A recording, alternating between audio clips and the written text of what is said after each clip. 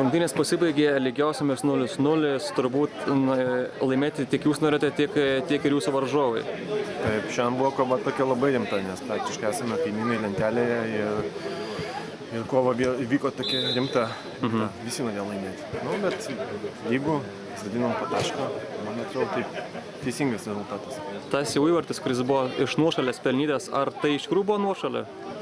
Buvo nuošalė, tai viskas ten tikrai buvo. Ir tai aišku, ten spaudė mūsų, nespaudė.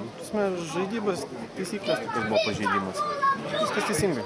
Paskutiniajame ture jums reikės pergalės norint užimti aukštesnį vietą pirmąją, o kai kam užteks ir lygiųjų.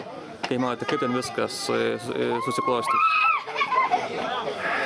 Čia sunkus klausimas, kaip ten bus. Ten yra daug niuansų, kaip žmonės susirinks, kaip atostogos. Čia yra daug dalykų, kurie neįtakoja. Atostogos, vasara, oras ir taip toliau. Tai kaip bus, tai bus. Žaisime su labai rimta komanda, kur mes ten turim savo sąskaitą, jie su mumis.